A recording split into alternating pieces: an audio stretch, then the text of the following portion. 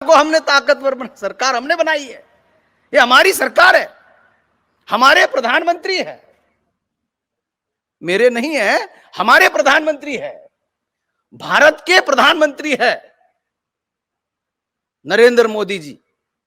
तो उनको हमने प्रधानमंत्री बना रखा है, उनकी भाजपा की एनडीए की सरकार हम लोगों ने बना रखी, हम भारत के लोगों ने बना रखी है।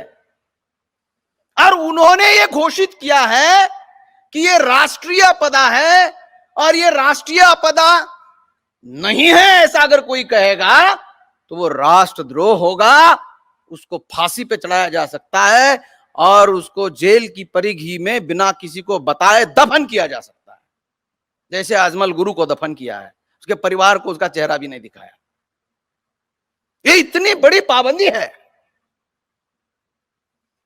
जैसे अभी बताया आपको चौहान साहब ने कि पब्लिशर कह रहा है कि आप अगर उनके खिलाफ में, कोरोना के खिलाफ में अगर कोई तथ्य वाली किताब प्रकाशित करोगे तो मेरा प्रकाशन बंद हो जाएगा, उसके ऊपर पाबंदी लग जाएगी, लाइसेंस खत्म हो जाएगा, परवाना खत्म हो जाएगा, अनुमति खत्म हो जाएगी। एक ऐसा ही एक आदमी है फरीदाबाद में, जिसने शुरुआत में कोरोना के खिलाफ में बहुत सारी बातें यूट्यूब के माध्यम से फैलाई। बंगाली आदमी था, हाँ, डॉक्टर राय चौधरी। तो वो अल्टरनेट मेडिसिन का डॉक्टर है, हाँ। और उसने इस पीरियड में इतना ज्यादा फेसबुक और यूट्यूब चैनल का यूज करके लोगों को प्रबोधित किया कि सरकार ने उसका चैनल बंद कर दिया, उसका फेसबुक बंद कर दिया। इसका मतलब पाबंदी का विषय है, और हम ऑनलाइन चला रहे हैं। पाबंदी के विषय पर हम ऑनलाइन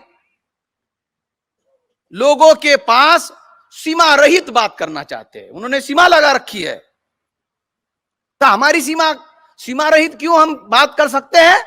ये हमारा अधिकार है, फंडामेंटल राइट है, हम बात कर सकते हैं, अभिव्यक्ति का अधिकार है। और ये कौन सा अधिकार हम यहां उपयोग में लाना चाहते हैं कि हम कुछ नहीं कह रहे हैं, हम जो जनता चर्चा कर रही है उसका वर्णन कर रहे हैं, उसका रिपोर्टिंग कर रहे हैं। अब ऐसा कहने के बाद मुझे यह लगता है मैं मुक्त हो जाता हूं, द्रोह के श्रेणी में आने से मैं मुक्त हो जाता हूं। अब फिर मैं कहना चाहता हूं आप लोगों से, कार्यकर्ताओं से, देश भर में जो लोग ये कार्यक्रम देख रहे हैं उनको संदेश देना चाहता हूं वामसेप संगठन के माध्यम से कि जो सरकार ने किया है, सरकार ने जो प्रोटोकॉल लगाया और उस दौरान सरकार ने जो कार्यकलाप किया, कोरोना का प्रोटोकॉल लगाया और फिर उस दौरान सरकार ने जो देश के नागरिकों के मूल अधिकारों को खत्म किया, लोगों में यह चर्चा है ये बड़ा राष्ट्रद्रोह है। इतने लोगों को फांसी लगाने के लिए और तिहाड़ जेल में गाड़ने के लिए जगह कम है। अभी इतने लोगों को फांसी लगानी पड़ेगी ना फिर। स्थापित सरकार अगर ये कानून ला रही है कि कोई इसके खिलाफ न बोले, जो बोलेंगे वो राष्ट्रद्रोही होंगे, उनको फांसी दी जाएगी, उनको दफना दिया जाएगा, तो जनता में चर्चा है कि सबसे बड़ा राष्ट्रद्रोह सरकार ने स्थापित कानून को विस्थापित करने का जो काम किया है वो ज्यादा गहरा और संगीन अपराध है। उनको फांसी होनी चाहिए, उनको दफना देना चाहिए, ये चर्चा है। मैं बता रहा हूं, एक प्रोफेसर हूं विश्वविद्यालय का। जब मुझे नियुक्त किया गया तो मुझे नियुक्ति पत्र में लिखा गया कि आप विद्यार्थियों को पढ़ाने के अलावा, आप विश्वविद्यालय के प्रशासनिक कामों में मदद करने के अलावा समाज में चल रही जो समस्याएं है उसके ऊपर शोध करोगे और लोगों का प्रबोधन करोगे। मैं प्रबोधन का काम कर रहा हूं, सरकार ने जिस काम के लिए मैं नियुक्ति की है मेरी, उसका निर्वहन कर रहा हूं। समझ रहे आप लोग? इस समाज में जो हो रहा है उसके ऊपर मैंने शोध करना चाहिए, अनुसंधान करना चाहिए, लोगों का प्रबोधन करना चाहिए। ये मेरा कर्तव्य है, एक प्रोफेसर होने के नाते मेरा कर्तव्य है। मैं बस उसका निर्वाहन करना चाह रहा हूं। तो समाज में चर्चा है, समाज में समस्या है लॉकडाउन की, समाज में समस्या है प्रोटोकॉल की, और समाज में चर्चा है कि सबसे बड़ा संगीन अपराध, सबसे बड़ा राष्ट्रद्रोह स्थापित जो अभी सरकार है उसने किया है। इसलिए सरकार को वहां पर हमारा जो नो कॉन्फिडेंस मोशन ला करके, जनता में नो कॉन्फिडेंस ला करके इस सरकार को विस्थापित करना अत्यंत आवश्यक है। यह पहला काम है। अगर सरकार ने उल्लंघन किया है मजदूरों के कानून को खत्म करते हुए, अगर सरकार ने संसदीय कार्य प्रणाली का उल्लंघन किया है क्योंकि वहां चर्चा नहीं की, अगर सरकार ने राज्य सरकारों के अधिकारों को, जैसे हमारे राष्ट्रीय अध्यक्ष जी ने उनके उद्घाटन भाषण में बताया कि राज्य के जो अधिकार है शेड्यूल में, वो राज्य के अधिकार कृषि, शिक्षा, इससे संबंधित जो राज्यों के अधिकार है, कृषि बिल के बारे में बात करते हुए मूल निवासी एन गंगाधर साहब बामसेप के राष्ट्रीय अध्यक्ष जी ने अपने उद्घाटन भाषण में यह बात कही कि संविधान की विधि के अनुसार केंद्र सरकार को राज्य के अधिकार क्षेत्र में हस्तक्षेप करने का अधिकार नहीं है, और उन्होंने ऐसा किया है, इसका मतलब वो संविधान का उल्लंघन है। कृषि के संदर्भ में जो उन्होंने कानून लाए हैं वो राज्य के अधिकारों का उन्होंने हनन किया है, तब वो लाए हैं। ऐसा देश में हो रहा है, ये विचित्र और विपरीत हो रहा है, ये खतरनाक चीज हो रही है। ये एक किस्म का युद्धकाल लोगों के दिमाग में चल रहा है, समाज में चल रहा है। तो बाबा साहब अंबेडकर ने इस प्रकार की स्थिति को संविधान बनाने की प्रक्रिया के दौरान अल्पसंख्यक और उनके अधिकार, राज्य और अल्पसंख्यक नाम की एक किताब है उनकी, स्टेट एंड माइनॉरिटीज, बड़ी इंपॉर्टेंट किताब है। ये हिंदी में वॉल्यूम 2 में है। ये संवैधानिक सुधार और आर्थिक समस्याएं नाम की, ये भारत सरकार ने प्रकाशित की हुई किताब, बाबा साहब अंबेडकर द्वारा लिखित किताब है, स्टेट एंड माइनॉरिटीज। और अंग्रेजी का जो बाबा साहब का साहित्य है, राइटिंग एंड स्पीचेस, उसके वॉल्यूम 1 में इसको दिया गया है। इसमें बाबा साहब अंबेडकर ने यह स्थिति तब संविधान बनाते हुए, जो राजकीय लोकतंत्र, राजनैतिक लोकतंत्र देश को बहाल कर रहे थे हम भारत के लोग, तब बाबा साहब अंबेडकर ने यह परिस्थिति उस समय अनुमानित की थी, दूरदृष्टा थे। तो वो फ्यूचर में क्या होने वाला है वो उनको पता था कि ये ऐसे होगा। इसलिए 26 नवंबर को जब बाबा साहब अंबेडकर ने देश में जब संविधान आत्मार्पित किया गया हम लोगों ने, उस समय जो बाबा साहब अंबेडकर ने संविधान निर्मिती सभा में जो भाषण किया था, संविधान देश को अर्पित करते समय, उसमें बाबा साहब अंबेडकर ने यह कहा था कि हम सामाजिक लोग, हम राजनैतिक लोकतंत्र की स्थापना कर रहे हैं, परंतु अगर आर्थिक और सामाजिक लोकतंत्र की स्थापना इस देश में नहीं होगी तो ये जो राजनीतिक लोकतंत्र हम बना रहे हैं उससे लोगों के सामने जो समस्याएं आएगी, वो समस्या से लोगों को अगर इजाजत नहीं मिलेगा, परेशान हो जाएंगे लोग। तो ये जो लोकतंत्र हमने बनाया है, भले ही वो बाबा साहब अंबेडकर ने बनाया है, ये लोग जानते हैं, लेकिन वो कानून, वो संविधान अगर लोगों की समस्या का हल नहीं करेगा तो लोग उसको फेंक देंगे। दे ब्लो द स्ट्रक्चर, इस व्यवस्था का लोग खुद अंत करेंगे। बड़ी मेहनत से ये जो संविधान हमने बनाया, लोग उसको उखाड़ फेंकेंगे। ये बाबा साहब अंबेडकर ने हम भारत के लोगों को आगाह किया बाबा साहब अंबेडकर ने कि ऐसा करिए।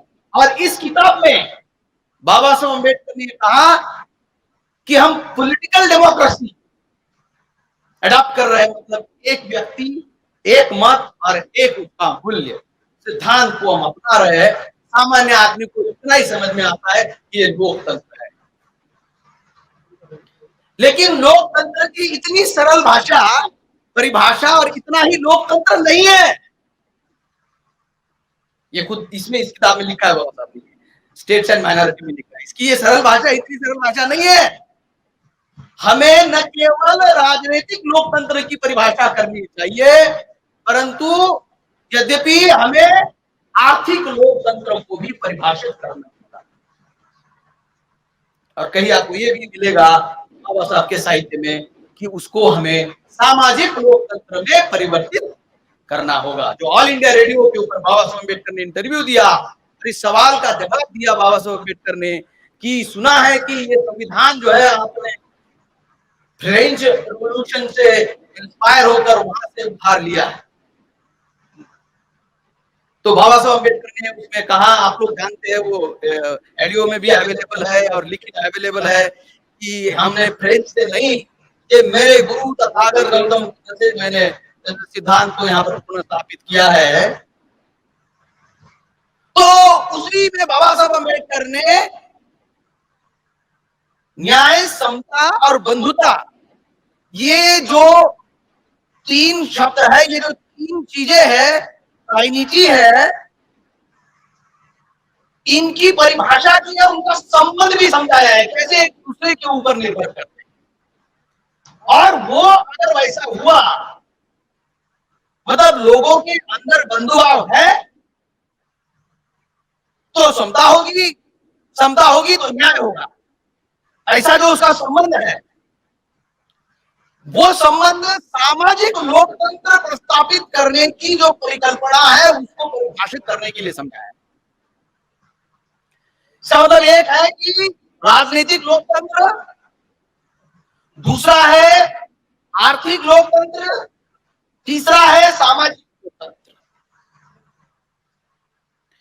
अभी चौहान साहब ने कहा कि उन्होंने कानून खत्म कर दिए, हमारी सरकार आएगी, हम उनके कानून खत्म कर देंगे, हमारे कानून बना देंगे।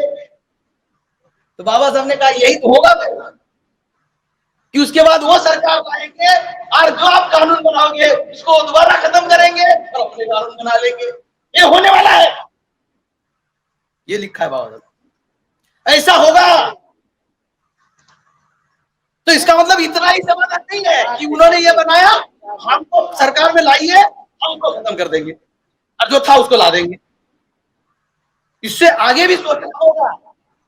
यही कह रहे बाबा साहब अम्बेडकर कि बहुमत के शासन में ऐसा ही होता है। आज कोई बहुमत में है, कल कोई दूसरा बहुमत में होगा। पहले बहुमत में था, दूसरा बहुमत में आने के बाद पहले के काम खत्म कर देगा, और दूसरा जब उसका काम खत्म हो जाएगा, उसका विश्वास जनता से खत्म हो जाएगा, तो अगर पहला दोबारा आया या कोई तीसरा आया, तो वो दूसरे ने जो किया उसको खत्म कर देगा। मतलब इसमें कोई स्थिरता नहीं होगी, जनता इसका जुर्माना भुगतते रहेगी, जनता परेशान होगी। उधर संजय मोहित साहब बैठे हुए कल कह रहे थे यहाँ पर, उन्होंने बड़ी बात कही कि जनता को ये संघर्षों से जो है मुक्ति मिलनी चाहिए, उससे उनको छुटकारा मिलना चाहिए।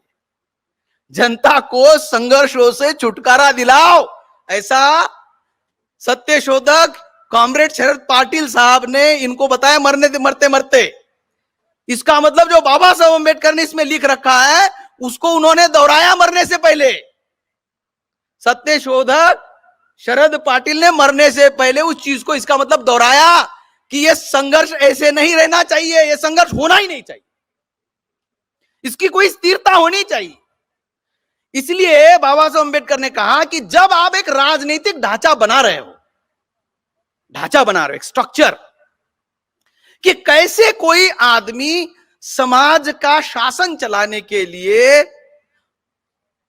शक्ति स्थान पर आरूढ़ होगा, अपॉइंट कैसे होगा, उसके ऊपर कैसे वो आएगा, शक्ति स्थान पर कोई आदमी कैसे समाज के समर्थन से कैसे कोई आदमी उस पद में आसीन होगा, वो काय में पता चलता है हमको? One man one vote one value. सब लोग मत करेंगे, जिसको ज्यादा मत होंगे वो हमारे ऊपर शासन करेगा। बड़ा सिंपल राजनीतिक लोकतंत्र समझ में आया। जैसे यह स्थापित हुआ कि कैसे वो चुना जाएगा और कैसे वो कार्य करेगा, स्पष्ट हो गया, वैसे वो शासन काय के ऊपर करेगा? लोगों के ऊपर करेगा। लोगों की कौन सी चीज के ऊपर करेगा? लोगों की दिन प्रतिदिन की जो गतिविधियां है उसके ऊपर शासन करेगा। दिन प्रतिदिन की लोगों की गतिविधियां क्या होती है? कोई आदमी अगर जिंदा है तो उसको जीवित रहने के लिए हवा, पानी और अन्न, और पर्यावरण और प्रकृति के प्रकोप से बचने के लिए वस्त्र, और घर, रहने के लिए मकान, ये मूलभूत आवश्यकताएं उसकी है। इन मूलभूत आवश्यकताओं के लिए जो आदमी सदा सर्वदा कार्यरत रहता है, उसके लिए श्रम करता है और अपने श्रम से इन चीजों को अर्जित करता है। इसका मतलब उन चीजों को जो अर्जित करता है, वो अर्जन को ही उसको कहते हैं उसकी अर्थव्यवस्था, उसकी वो व्यवस्था है अपने जीवन जीने की। कोई आदमी अगर जीवित है तो इसका मतलब वो सक्रिय है, कृतिशील है, और वो उस कुछ चीजों से कुछ प्रोड्यूस करता है, और वो प्रोड्यूस को वो कंज्यूम करता है, किसी चीज को उत्पन्न करता है, किसी चीज को संगठित करता है, संग्रहित करता है और उसका उपभोग लेता है। तो किसी चीज का संग्रह करना, किसी चीज का उत्पादन करना और उसका उपभोग करना, इसी को कहते हैं अर्थव्यवस्था, उसी को कहते हैं अर्थ। आपके जीवन का अर्थ वही है। अगर आप जीवित है तो आप अर्थ है, अगर आप जीवित नहीं है तो आपका कोई अर्थ नहीं है। इसको बाबा साहब अम्बेडकर ने कहा कि लोकतंत्र के 4 आधार स्तंभ है। लोकतंत्र किससे बनता है? लोगों से, लोगों से बनता है। और इसका मतलब यह हुआ, लोकतंत्र में सबसे पहला आधार स्तंभ, उसका लोकतंत्र का पहला आधार व्यक्ति है। तो व्यक्ति अपने आप में सिद्धि है। बाबा साहब लिख रहे हैं, व्यक्ति अपने आप में सिद्धि है। Person in itself is an and. अगर जीवित आदमी कोई है आपके सामने उपस्थित है, बैठा हुआ, तो वो अपने आप में एक सिद्धि है, वो एक अचीवमेंट है।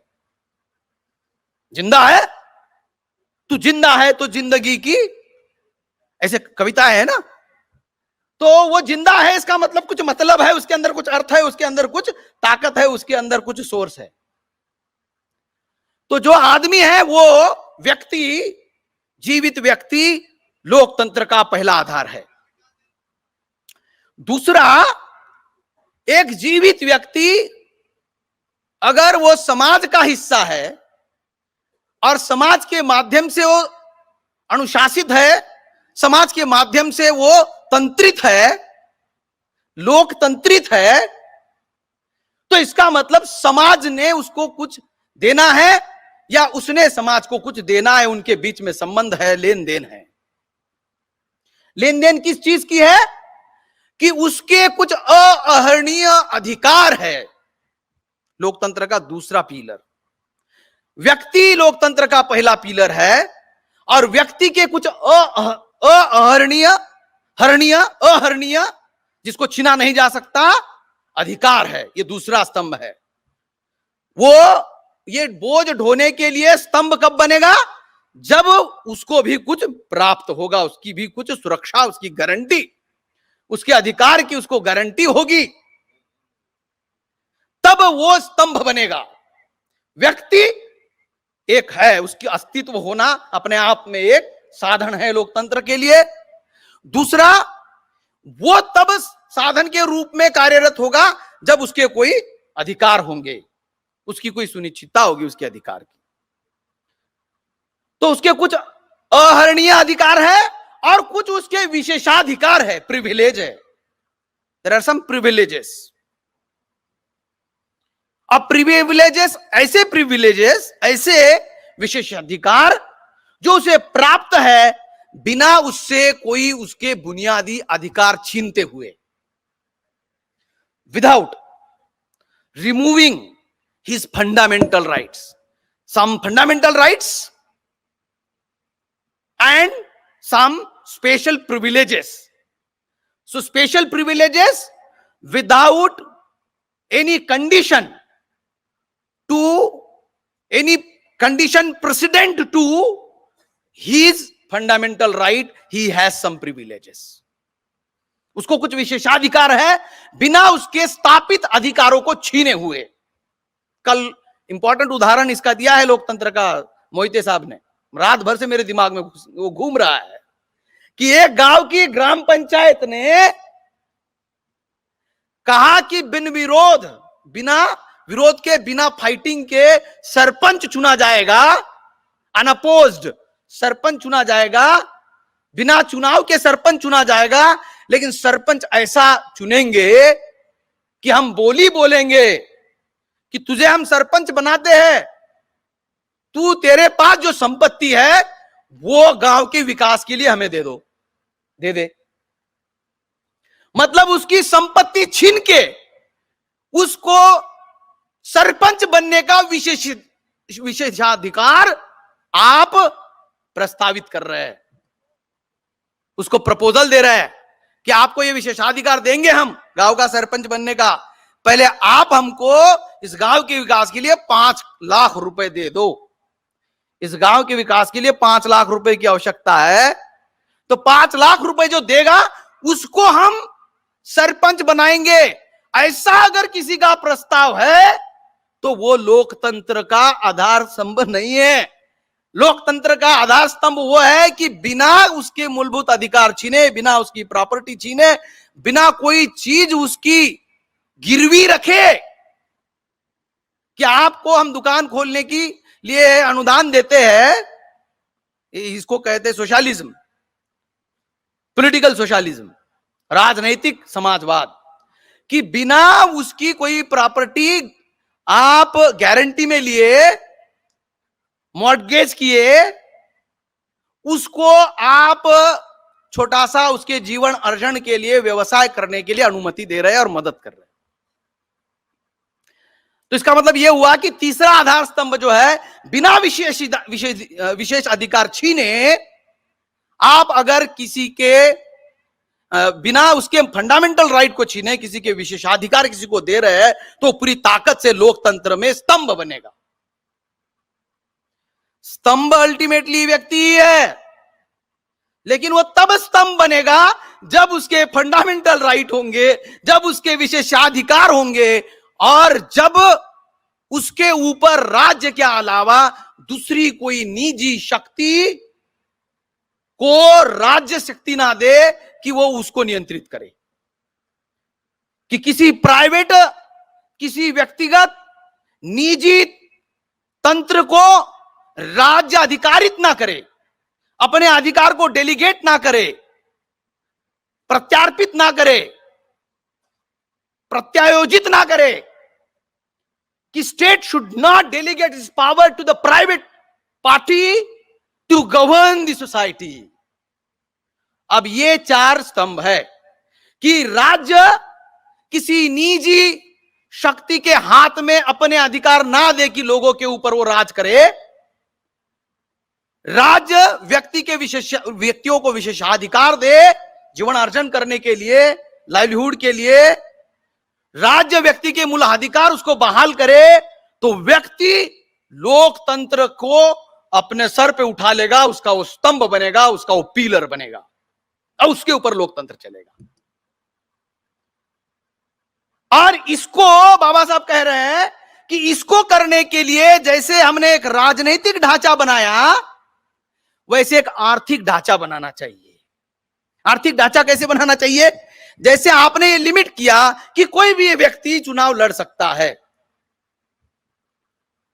वैसे, और उसमें कुछ व्यक्ति को चुनाव लड़ने के लिए कुछ कसौटी लगा दी, वो फॉर्म भरेगा, वो जो है अपना पूरा हिसाब किताब देगा, वगैरह वगैरह।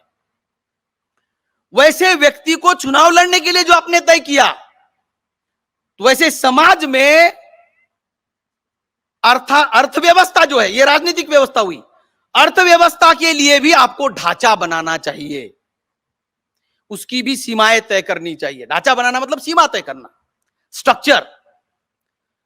स्ट्रक्चर को, अब देखिए थोड़ा टाइम कम है ना, तो मैं आपको ज्यादा समझाता। स्ट्रक्चर के लिए मैं आपको समझाता हूं उदाहरण दे करके, स्ट्रक्चर क्या चीज होती है।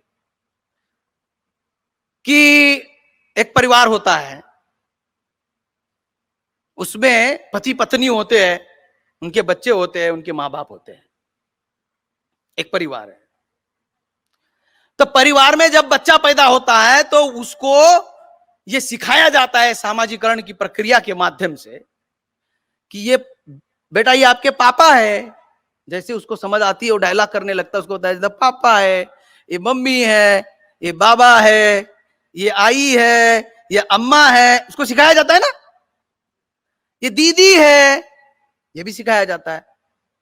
नंगा हो गया तो उसको बोलते नहीं कपड़ा पहन लो, नंगा नहीं रहने का, तो कपड़ा पहन लेता है। अगर उसने आपको इधर नाक में हाथ लगाया, इधर हाथ लगाया, आपके आंखों में उंगली डाली, तो आंखों में उंगली नहीं डालना चाहिए, ये भी उसको पढ़ाया जाता है, संस्कार दिया जाता है। ये आपकी बहन है, तो फिर उसको धीरे धीरे ये भी पता चलता है कि मानव में उसके शरीर के अंग उसको पढ़ाए जाते हैं। ये हाथ है, ये पैर है, ये आंख है, यही पढ़ाया। तो 4 साल का मेरा बेटा है तो हम सीख रहे हैं, और उसको सिखा रहे हैं कि बेटा ये आपके दांत है, ये आपकी जीभा है, उसको पढ़ाया जाता है। फिर उसको ये भी पढ़ाया जाता है कि ये पेशाब करने की जगह है। फिर बाद में वो समझता है इसके और क्या क्या उपयोग है, ये भी समझता है वो। फिर ये किसके साथ इसका प्रयोग किया जा सकता है और किसके साथ नहीं किया जा सकता, ये भी उसको पढ़ाया जाता है।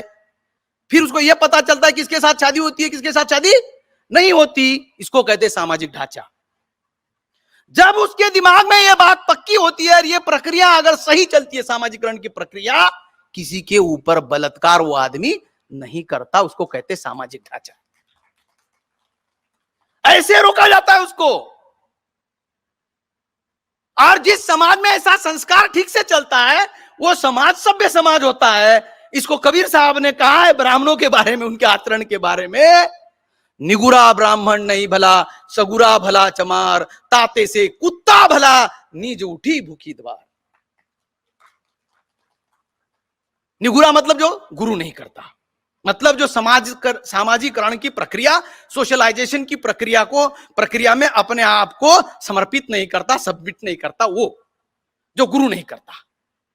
पहला गुरु कौन होता है? मां। फिर दूसरा गुरु कौन होता है?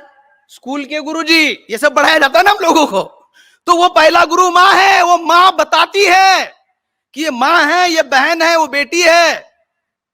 किसी के साथ मजाक किया जा सकता है, किसके साथ मजाक नहीं किया जा सकता। वो सीखता है और उस संस्कार से वो जीता है। तो समाज वैसे आदमी जो संस्कार में जी रहा है, कानून की कोई आवश्यकता नहीं है उसको नियंत्रित करने के लिए। वो है ढांचा। वैसे एक राजनीतिक ढांचा हमने बनाया कि राजनीतिक पदों में लोग आसीन कैसे होंगे, राज कैसे करेंगे। ये परिवार में ये अधिकार किसको है बच्चे के ऊपर ध्यान रखने का? 18 साल का होने तक, 21 साल तक होने तक उसकी शादी नहीं होगी। फिर 18-21 साल का होगा, फिर भाई अपने पैर पे खड़ा होगा, तब उसकी शादी करेंगे। तब तक माँ बाप उसके ऊपर ध्यान रखते हैं। अभी अपने हाथों से उसकी शादी करके देंगे, जब तक उसकी शादी नहीं करके देंगे तब तक मरेंगे नहीं। मेरी माँ का तो यही एजेंडा था। शादी करने के 1 महीना उसने खाना ही नहीं खाया और वो चली गई, क्योंकि उसने एजेंडा बनाया था कि भाई मरने से पहले मैंने तेरी शादी करानी है, और उसने वो किया। लेकिन समाज के लिए क्या है? ये जो लोग एमपी एमएलए चुनकर देते हैं, हम सरपंच बनाते हैं, वो हमारे माता पिता, वो हमारे कर्ता धर्ता, वो हमारे नियंत्रण करता है। तो उनको, वो बच्चे जिनके मां बाप नहीं है, मां बाप नहीं है तो संस्कार नहीं है, फिर वो अपराधी है। वो लोग जो मां बाप के संस्कार से भी नियंत्रित नहीं हो सके, तो उनको डंडा लगाओ, पुलिस बुलाओ। ये करने के लिए सरकार होती है। समाज को नियंत्रित करने के लिए हम सरकार बना दिए, उसको अधिकार दे दिए लोगों के ऊपर शासन का, लोगों को डंडा मारने का। अब ये जो लॉकडाउन में डंडे मार रहे, हमारे मजदूरों को कितने डंडे मारे और कितने लोगों को पैसा वसूली किया और कितना अन्याय अत्याचार पुलिस कर रही है। आप लोग देख रहे कोरोना में क्या हो रहा है। ये अधिकार, ये व्यवस्था हमने बनाई, राजनीतिक व्यवस्था जैसे ये हमने बनाई। इसमें जैसे ही सरकार कुछ गलत करती है तो लोगों के समझ में आता है कि ये गलत हो रहा है। इसका ये कानून जो है संसद में चर्चा करने के बाद लाना चाहिए था। ऐसे कानून जो है संसद में अगर चर्चा नहीं की लाए तो वो संवैधानिक नहीं है। ये लोगों को समझ में आ रहा है? वैसे ही आर्थिक जीवन के भी नियम और ढांचा होना चाहिए, और वो बाबा साहब ने उस समय बहुत ज्यादा आग्रह किया, परंतु उस समय की संविधान निर्मित सभा ने उन चीजों को स्वीकार नहीं किया। इसकी प्रतिक्रिया में बाबा साहब अंबेडकर ने 25 नवंबर को जो भाषण दिया, देश को संविधान देने की पूर्व संध्या में जो बाबा साहब ने भाषण दिया, वहां पर बाबा साहब ने कहा कि ये आर्थिक लोकतंत्र में परिवर्तित नहीं करोगे, सामाजिक लोकतंत्र में परिवर्तित नहीं करोगे, तो बड़ी मेहनत से बनाया हुआ ये राजनीतिक ढांचा लोग खुद ही खत्म कर देंगे। तो वो क्या था? आर्थिक लोकतंत्र किसको कहते हैं? कि एक सीमा से अधिक किसी को अर्थार्जन करने की अनुमति नहीं होनी चाहिए। उसको कहते हैं सामाजिक लोकतंत्र, उसको कहते हैं सोशलिज्म, समाजवाद। तो बाबा साहब कह रहे थे कि हमारे पॉलिटिकल सोशलिज्म को इकोनॉमिक सोशलिज्म में कन्वर्ट करना होगा।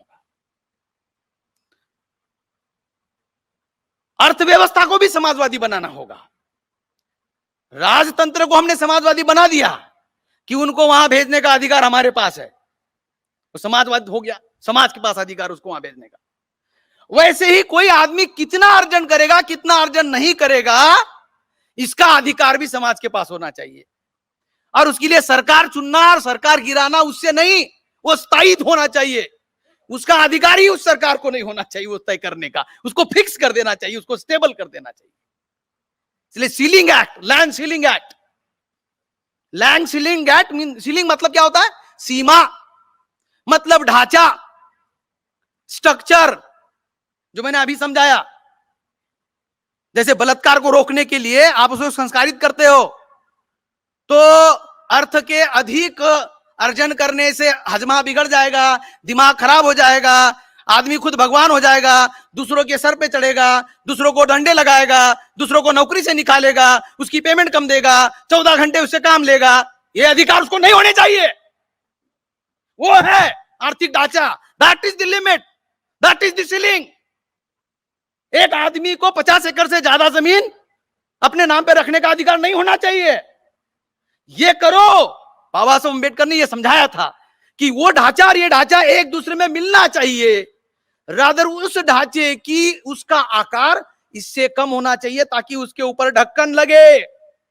टिफिन को ढक्कन लगाने के लिए टिफिन का कोना जो है ढक्कन से थोड़ा छोटा होना चाहिए, वो उसके नियंत्रण में होना चाहिए। और सरकार कौन सी नीति चला रही है? एलपीजी, लिबरलाइजेशन, प्राइवेटाइजेशन, ग्लोबलाइजेशन, उदारीकरण। वो उदारीकरण इतना लिबरल सरकार नहीं होनी चाहिए कि वो कुछ भी बेचे, कुछ भी करे, किसी को भी दे दे, फुकट में बेचे। इतना उदार अभी ना, फुकट में दे, भाई तू ये भी ली जा और तेरे ऊपर जो कर्जा है वो भी हमने माफ कर दिया, मतलब वो पैसा भी हमने तुझे दे दिया। इतना उदार होने का उसको अधिकारी नहीं होना चाहिए। ये चीजें फिक्स होनी चाहिए। उसको कहते हैं आर्थिक ढांचा को फिक्स करना चाहिए। बाबा साहब कहते हैं उसको परिभाषित करना चाहिए, तब जाकर ये लोगों के लोकतंत्र, लोकतांत्रिक समाजवाद का ढक्कन आर्थिक समाजवाद के ऊपर लगना चाहिए। ये ढक्कन लगा देना चाहिए उसको, जब चाहिए तब उसको खोलो और उसमें से जो चाहिए वो खाना खाओ, बाद में उसको ढक्कन लगाओ। उसका ढांचा उतना ही रहना चाहिए टिफिन का। दोपहर में खाना खाने के लिए कितना लग सकता है उतना निश्चित है, उतना ही देना चाहिए। आज मछली बनाई, इसके लिए जो है उसके अंदर जितना बैठता है उसे ज्यादा डालोगे तो ढक्कन से बाहर निकलेगा, जो निश्चित उतना ही ले जा सकते हैं उस टिफिन में। तो आर्थिक चीजों को भी पक्का करना चाहिए, और उसको पक्का करने से भी काम नहीं चलेगा, तो उसका प्रशिक्षण समाज को देना चाहिए। वो पक्का करने के बाद उसका प्रशिक्षण समाज को, जो चौहान साहब ने आखिरी में जो बोला कि उसकी जागृति समाज में होनी चाहिए, वो है इसका उत्तर। ये है गंभीर चर्चा। ये जो उल्लंघन हो रहा है संविधान का, कानूनों का, उसका समाधान क्या है कि समाज को इतना जागृत करना चाहिए, इतनी उसके अंदर समझ आनी चाहिए कि जैसे बच्चों को हमने बताया कि बेटा सांप आ रहा है उससे दूर रहो, तो पेरियार साहब ने क्या कहा, एक ब्राह्मण आ रहा है, एक सांप आ रहा है नाग, तो पहले जो है वो ब्राह्मण को खत्म कर दो। मैं नहीं कह रहा हूं, हाँ, पेरियार साहब मर भी गए बेचारे, उनको कहां फांसी देंगे ये लोग और कहां दफन करेंगे। पेरियार साहब की बात बता रहा हूं जनता के लिए। ब्राह्मण न तो बोलेंगे ब्राह्मण को खत्म करने का बोला है, हमारी जान को खतरा है, संजय इंगोले कह रहा है कि ब्राह्मणों को खत्म करो। नहीं, पेरियार साहब कह रहे हैं कि एक सांप आ रहा है और एक ब्राह्मण आ रहा है, तो पहले ब्राह्मण को खत्म करो, सांप के साथ बाद में लड़ाई लड़ लेना, ये कहा। तो जागृति के बारे में हमारे एक पुरखे ने कहा, तुम्हारे घर में तुम्हारा बच्चा, जवान बच्चा मर गया हो और उसकी मयत करनी है, उतने में ब्राह्मणवाद को खत्म करने की कोई चर्चा चल रही हो, तो वो मुर्दा रहने दो, ब्राह्मणवाद को खत्म करने की चर्चा में पहले शामिल हो जाओ, ये वैसे भी मर गया, पहले वो चर्चा में जाओ ब्राह्मणवाद को खत्म करने की, नहीं तो तुम भी ना बचोगे और तुम्हारे दूसरे बच्चे भी ना बचेंगे। अभी कोरोना को घोषित कर दिया, ये देश में इन्होंने आमंत्रित किया। अगर इस देश की चिंता उनको होती तो दुनिया में जब महामारी चल रही थी तो उनको इस देश में फ्लाइट से, विमानों से उस बीमारी को यहां पर आयात करने की क्या जरूरत थी? इतनी हमको अकल समझा रहे प्रधानमंत्री और गृह मंत्री और इनके स्वास्थ्य मंत्री, हमको अकल सिखा रहे, तुमको अकल नहीं थी क्या? जब दुनिया में बीमारी वहां थी, उसको देश में तुमने आमंत्रित किया, आयात किया, तुम्हारी अकल कहां चली गई थी? कहां थी अकल प्रधानमंत्री की? जनता के माध्यम से कह रहा हूं, ये जनता का कहना है। प्रधानमंत्री को हमारे अकल नहीं है क्या? ये हमारा स्वास्थ्य मंत्री डॉक्टर है या क्या है? ये कह रही है जनता। वो बीमारी आयात की, यह है राष्ट्रद्रोह, राष्ट्र को खतरे में डाल दिया, जनता को खतरे में डाल दिया, जान को जोखिम में डाल। कह क्या रहा है? एक भी आदमी नहीं मरना चाहिए। प्रधानमंत्री, अबे तूने उनके मरने का इंतजाम किया। अबे बोल रहा हूं, नहीं, जनता की ओर से लोग ऐसा ही बोलते हैं, ये तो ऐसे निकला मेरे मुंह से, लेकिन जनता की ओर से बोल रहा, तूने मरने का इंतजाम किया और अब बात कर रहा है कि एक भी आदमी नहीं मरना चाहिए, घर में बैठो ताली बजाओ, ताली बजाओ। लोग कह रहे इसके कनपट में बजाओ। समझ में नहीं, अकल कब ठिकाने पे आती है कि कोई आदमी ज्यादा ही बोल रहा है, तो कंपट में एक मारो तो फिर ठिकाने पे आता है। तो साथियों, ये जागृति जैसी सांप को मारने की बजाय ब्राह्मण को मारना चाहिए। हमारे पुरखों ने जैसे जागृति लोगों के अंदर पैदा की। बिना चुनकर आए हुए कोई मंत्री जो है ज्यादा दिन मंत्री रह नहीं सकता, संसद बन नहीं सकता, आमदार बन नहीं सकता, विधायक बन नहीं सकता, सरपंच नहीं बन सकता। ये जो एजुकेशन लोगों को हो गया, लोगों को पता चल गया, तो लोगों को यह भी पता चलना चाहिए कि आवश्यकता से ज्यादा धनार्जन करना भी खतरनाक होता है, करना नहीं चाहिए। ये अगर सोशल एजुकेशन जिस दिन होगा, तो अगर गांव में कोई आदमी ऐसा कर रहा हो, एक्स्ट्रा प्रॉपर्टी को इकट्ठा कर रहा हो, तो तुरंत लोगों ने उसको आगाह करना चाहिए, खतरनाक है। जो जल बाढ़े नाव में, घर में बाढ़े दाम, दोनों हाथ उछालियो यही साइनो काम। ये कबीर साहब ने कहा है कि नैया में अगर होल गिर गया और पानी बढ़ रहा है, और नैया अगर बीच में समंदर में है और उसमें पानी घुस रहा है, कितना खतरनाक है। क्या करता है आदमी? उस पानी को बाहर फेंकता है, नैया से बाहर फेंकता है कि पानी नैया में नहीं रहना चाहिए, भारी हो जाएगी, डूब जाएगी, मैं भी डूब जाऊंगा। तो कह रहे हैं कबीर साहब, जो जल बाढ़े नाव में, घर में बाढ़े दाम। शेंडे साहब, ज्यादा दाम नहीं बढ़ना चाहिए, हमारे कॉन्ट्रैक्टर बैठे हुए आप, तो इन्होंने दान किया, हमको 10% दान किया इस काम में। तो जो जल बाढ़े नाव में, घर में बाढ़े दाम, दोनों हाथ उछालियो यही साइनो काम। एक होशियार और चतुर आदमी का यही अच्छा काम है कि वो एक्स्ट्रा की प्रॉपर्टी ना बनाए, नहीं तो वो आपकी बीमारी बन सकती है। क्योंकि अगर वो भी एक बार ज्यादा इकट्ठा कर ली, फिर सोते रह गया, फिर उसको बीपी हो गई, फिर उसको शुगर हो गया, फिर उसका वजन बढ़ गया, फिर वो दौड़ नहीं सकता, फिर वो कमोड चाहिए बैठने के लिए, साधारण टॉयलेट में टॉयलेट नहीं जा सकता। जो जल बाढ़े नाव में, घर में बाढ़े धाम, दोनों हाथ उछालियो यही साइनो काम। ऐसा पढ़ाया। ऐसे ही लोकतंत्र के बारे में, अर्थतंत्र के बारे में जो बाबा साहब अम्बेडकर ने हमको ये स्टेट्स एंड माइनॉरिटी में समझाया है कि देश की कृषि को, देश की उद्यमों को सरकार के नियंत्रण में होना चाहिए, उसकी पूरी स्वामित्व, उसका पूर्ण अधिकार समाज का होना चाहिए, राज्य का होना चाहिए। व्यक्ति को बड़े बड़े उद्योग करने का अधिकार नहीं होना। काहे के लिए तुझे बड़ा उद्योग करना है भाई? तेरे खाने के लिए कितना लगता है? अंबानी को पूछना चाहिए। उड़ने के लिए कितना लगता है? रहने के लिए कितना? भाई उतना ही रख। लोगों ने बोलना चाहिए, जैसे ही कोई ज्यादा कर रहा हो उसको लोगों ने बोलना चाहिए। इतनी जागृति समाज जीवन में अगर हम लाएंगे तो ये कोरोना के माध्यम से जो बोरोना पैदा हुआ है, brahminical onslaught, B for brahminical, O for onslaught on national agencies, brahminical onslaught of racial opposition. ये नस्लीय विरोध है हमारा, हमारे खिलाफ, हमारे सुरक्षा के लिए जो कानून बनाए गए इस देश के मूल निवासियों की सुरक्षा में, वो उनको भाते नहीं है। ब्राह्मणों को हमारा चेहरा देखना नहीं चाहते। लिखा भी है उनके धर्म ग्रंथों में, सुबह सुबह तेली का चेहरा नहीं देखना चाहिए। ऐसा तेली जो उनके मुंह से बोले, ऐसे तेली को देश का प्रधानमंत्री बनाना चाहिए। ये भी उनके समझ में आता है। समझ रहे आप?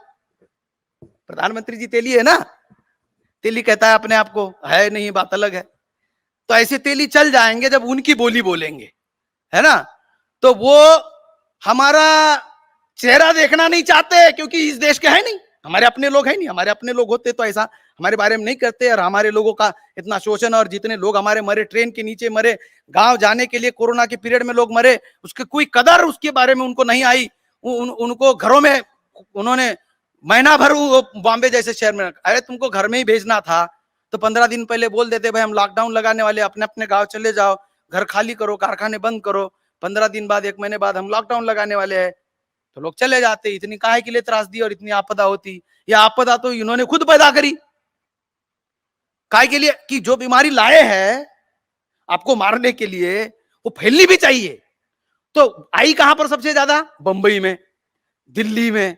तो पहले 1 महीना लोगों को वहां पर जो है दबाकर, जैसे जानवरों का जो होता है ना कोंडवाड़ा, हाँ, जो जिसको उत्तर भारत में गौशाला जिसको बोलते हैं, कौन सी गौशाला? वो नाजायज जो जानवर होते, किसी के नहीं होते, उसके लिए जो गौशाला बनाते थे, एक में घुसा देते, उसको लाख लगा देते। वैसे लोगों को एक एक कमरे में 10-10 लोग, वो बॉम्बे में लोग शिफ्ट में काम करने वाले, 10 लोग एक कमरा किराए पे लेते हैं, 5 दिन में रहते हैं उस कमरे में, रात में 5 रहते हैं, 5 वो रात में काम करते हैं, तो 10 लोग एक कमरे में रहते हैं। अब उन्होंने क्या किया, तुम 10 ही एक ही कमरे में रहो। अबे जगह 5 लोगों की, उसमें 10 कैसे रहेंगे? तो नहीं रहेंगे। ऐसा तो कैसे एक दूसरे के मुंह से दूसरे के मुंह में हवा जाएगी? और वहां बैठ के अगर कहेगा, मतलब हवा ले लो, हवा दे दो, रामदेव अगर बोलेगा तो कोरोना होगा। हा? तो कोरोना होना चाहिए, जनसंख्या कम होनी चाहिए, लोग मरने चाहिए, इसका प्रबंध किया। और उसके बाद उन्होंने जो है उसको खोल दिया, जाओ अपने अपने गांव, ये बीमारी लेके अपने अपने गांव जाओ। पहले बीमारी दी, पहले वहां से आयात की, बाहर से विमान से, फिर लोगों में फैलाई, फिर उनको महीना भर उधर रखा दबा के, महीना भर रहते तब वो बीमारी पक्की होती है बोल के उसको दबा के रखा। और फिर उसके बाद कहा अब जाओ गांव में बीमारी फैलाओ। लेकिन हम भी, हमारी भी नस्ल नागवंशी लोग बहुत फैलाई उन्होंने, है? बहुत फैलाई, बहुत निकले। इससे मैं खत्म करता हूं। उन्होंने बहुत उन्होंने फैलाने की कोशिश की, लेकिन हमारी रेस भी पक्की रेस है। अभी तक 1% भी लोग नहीं मर रहे। 1% भी लोग नहीं मर रहे। अबे तूने बीमारी तो लाई, हमारे लोग ने बीमारी को झेल लिया। बताना चाहता हूं उनको, देश भर में लोगों, और तुम्हारे बीमारी लाई, बीमारी लोगों ने झेल ली हमारे, और जाहिर कर रहे तुम्हारा कोरोना नहीं है, ये बोरोना है, brahminical onslaught of racial opposition to national agencies है। राष्ट्रीय संस्थानों को खत्म करने के लिए लोगों को घर में बिठाया था कि लोग आंदोलन ना करें। तो ये कोरोना के आड़ में बोरोना संचालित हो रहा है, ये संदेश दे रहे हैं हम। बीमारी को लोगों के दिमाग से हटा रहे हैं हम। साइकोलॉजिकल ज्यादा हो गई बीमारी, फिजिकल भी होती होंगी, कुछ लोगों को इलाज कर लेना चाहिए, उसमें कोई दो राय नहीं है। हम साइंटिफिक विचारधारा के लोग हैं। बीमारी को रोकने के लिए कुछ रोकथाम करनी चाहिए, वो आज थोड़ा कर रहे हैं, सदियों से करते आ रहे हैं। वे घर में जाते हैं तो गांव में क्या बोलते हैं, बाहर से आया क्या, पैर धो ले। महाराष्ट्र में तो गर्म पानी से पैर धुलाते हैं उसके। इनको पढ़ाना जरूरी है हमको, ये गर्म पानी से पैर धोने वाले। अरे हम तो महाराष्ट्र के लोग तो समर में भी गर्म पानी से लाते हैं, निला देंगे तुमको भी। समर में गर्म पानी से नहाने वाले लोग हैं हम लोग। अरे ये हमारी संस्कृति से हमको आया है, हमारे मूल निवासी सभ्यता से हमारे पास आया है। संस्कृति वैसे गलत शब्द बोल दिया मैंने, ब्राह्मणों का होता है संस्कृति शब्द और संस्कार। हमारे पास नया शब्द आया है सभ्यता। ये हमारी सभ्यता है कि ऐसी बीमारियों से बचने के लिए आप जैसे घर में बाहर से आते हो तो ये बीमारियां तो होती होगी। कोरोना का खोज होने से पहले कोरोना नहीं था क्या? पता नहीं। और भी कई बीमारियां ऐसी होगी जो हमको पता नहीं है, रिसर्च होना बाकी है। तो ये बीमारियां पहले भी थी, आज भी है, कल भी रहेगी। उनका मुकाबला करने के लिए हमको अपनी सभ्यता का उपयोग करना चाहिए और अपने लोग, हमारे जो ज्ञान पहले से आया है उसका उपयोग करना चाहिए। ये लोग जो बता रहे हैं कि ये मास्क लगाओ और ये सैनिटाइजर हाथ में लगाओ, इससे भी कई कारगर चीजें हमारे पास जो है उपलब्ध है। ये सैनिटाइजर से ज्यादा भी प्रभावशाली चीजें हमारे पास उपलब्ध है। ये हमको खरीदने भी नहीं पड़ते, वो हमको गांव में मिल जाते हैं। हमारे घर में लोग चूल्हा जलाते हैं, वो राख में अपने हाथ जो है दबा देते। कोरोना सुनते हैं कि फैट का बना होता है, राख में मिल जाता है तो खाका हो जाता है। उतने काम चला जाता है। तो इसलिए ये कोरोना नहीं है, बोरोना है। ये ब्राह्मणवादी हमला है हमारे ऊपर। हमको समाज में वो शिक्षा देने की जरूरत है जो हमारे पुरखों ने दी है। इनका मुकाबला करने के लिए उसका सामाजिकरण करना जरूरी है। उसका जो आर्थिक व्यवस्था बाबा साहब ने बताई, उसका सामाजिकरण करने की जरूरत है। उसका सामाजिकरण करने से साथियों इनका मुकाबला हम कर लेंगे। ये बात अगर इतनी गंभीरता से आप लोगों को मैं समझा पाया हूं तो मुझे लगता है इसका उद्देश्य पूरा होता है। और आपने ध्यान से सुना, खाना खाने के लिए आधा घंटा देर हो गई, तब तक आपने सुना, इसके लिए मैं आपसे क्षमा चाहता हूं और धन्यवाद भी अदा करता हूं। जय भीम, जय भारत, जय मूल निवासी, जय संविधान।